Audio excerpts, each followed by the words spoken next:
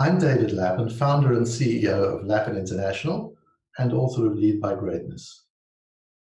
Together, we are going through and have been through an incredibly difficult period of time. To help you and your teams lead themselves and others through this time, we've constructed a coaching package called Lead in the Moment, and we have drawn from 25 years of experience in leadership development and the conversations that I've been having with CEOs and leaders around the world over the past few months. In this short presentation, I would like to share with you some of the philosophy on which Lead in the Moment is based and its structure. What do we mean by Lead in the Moment?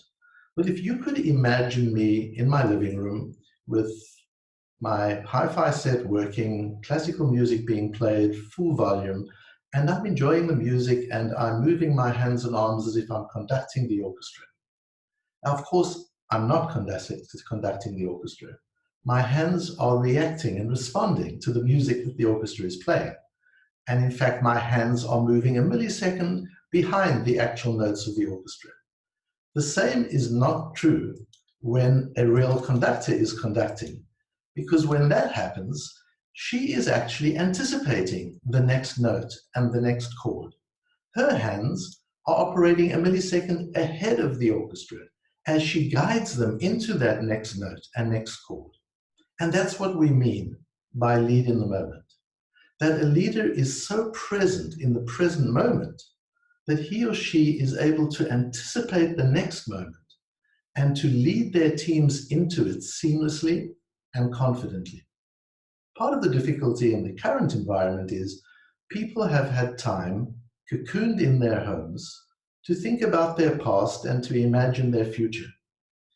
And many people, when imagining the future, have imagined it to be a future where they will come out of their cocoons and go back to life as a caterpillar. But that isn't what's happening. As we're coming out of our cocoons, we're discovering that life is a little different and that the capacities we need are different and that we're not going to crawl around as caterpillars, but we're going to have to fly as butterflies. And the landscape will be different, and our function and our method of doing things might, in some cases, be somewhat different. And in being able to address that future moment, and this is the area that the coaching program focuses on, is the three phases, which represent three stages in time of leading in the moment. There is the phase of responding to what has already happened in the past. There is the phase of reconnecting and connecting with people as they manage the present, transitioning themselves from what has happened and how we responded to what is about to happen and how we might embrace it. And then there is the third phase, which is to be active in reshaping the future, not just being a passive observer of the future. As we look at the response section of the coaching package, we look at the fact that the way we achieve success in our response depends not only on what we do, but also on the inner place from which we operate. And we think of it in terms of operating from two potential inner places, from two operating systems.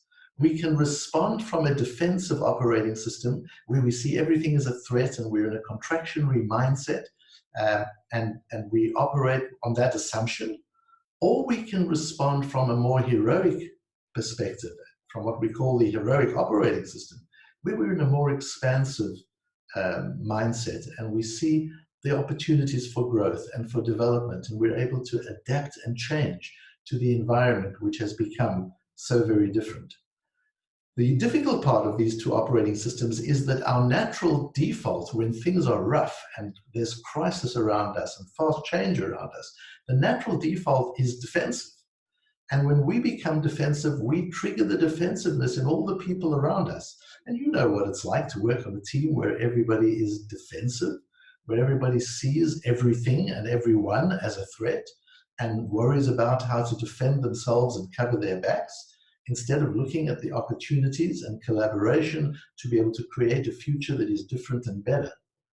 And so the coaching package will help people manage the operating system from which they come, because that operating system not only controls what you do in that situation, but it also influences how you see the world and how you reason. Because, as you know, we don't see things as they are, we see them as we are. And this coaching program will help individuals catch themselves in the moment and pause, to take a moment off to breathe and think clearly, to observe the operating system they're in. Are they in a defensive operating system and triggering everybody else in defensiveness? Or are they in a heroic place and elevating and inspiring others to be heroic too? And if they're in a defensive place, to pivot and become heroic. Because we only have a brief moment between stimulus and response, but it's in the choice we make in that moment that our growth and our freedom lies. And the program will help leaders make the right choice in that moment between stimulus and response. And as the response is embedded and settles down, we move into connection.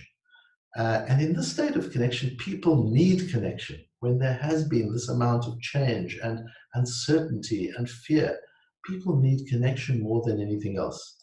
And although we all operate in 3 different dimensions most of the time, there is a structural dimension where we're involved with measurables and quantifiable outputs and expectations. And there's the ideological, which is our place of beliefs and values and sense of purpose. There's also the relational dimension of our lives, which is how we connect to other people and our need to be able to connect deeply and with trust to the people around and about us. And in times such as these, people's most desperate need of all, that which they need most, is the relational, is the connection. But our instinctual default when things are tough is to go to structural and to send emails and maybe a phone call or an occasional Zoom. But even that is all structural. And to give people directions and to manage people instead of just giving people real human connection. And real human connection means understanding that they're not in the same place they were when they left. Before the world changed so much, they were in a different space from where they are now. And the only way you can really know where they're at now is to listen to them. Because listening is a way of creating connection. It helps people feel heard, valued, understood, and respected.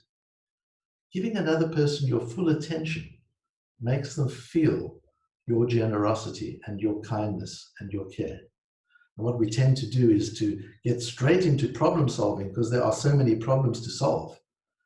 But when we try and problem solve for other people, we think we're doing this, when in fact, it might feel to them more like that.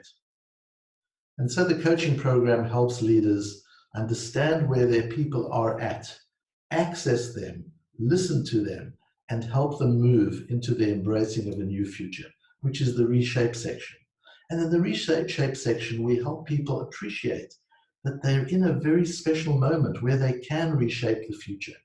And it's almost as if their whole life has been a preparation for this trial and for this hour, because it is a very special opportunity. And it is a time where we are on trial, where we are being tested and stressed to such an extent. And as we think about the future, we'll help people figure out what it is from their past and their current experience that they need to take with them into this future that they're reshaping. And what are the things that it's time to leave behind? And of course, as we're helping people deal with some of these difficulties, we'll also help them understand that failure is part of the journey. As Tommy Caldwell said when he climbed the dawn face of El Capitan in California in 2015, and he was asked why he kept on trying again and again. And he said, because failure is an essential part of our growth. Because only through failure that we can explore and reach the outer limits of our capabilities. And we're climbing a massive mountain at this time. We're stretching ourselves into places and capacities that we haven't had to do before. And we're not always going to be successful. We're not going to win every step of the way. But the failure that we encounter along the way is going to be part of our growth. And that's the important part that we need to help people understand. So we're here as Lapin International, and I personally, to help and to support you in every way we can to make this time not only tolerable for people, but a time of success and growth and accomplishment and achievement, where we might be doing things that we weren't anticipating that we were going to be doing. And we might be getting the kind of results that we weren't anticipating we were going to be getting for a little while back again. But that doesn't matter. What we're doing is something worthwhile. What we're doing is something creative. And as we reshape this future, not only for ourselves, but for the people around us and those to come after us, we will not only make ourselves better, but the world in which we live and the communities in which we operate better places to be.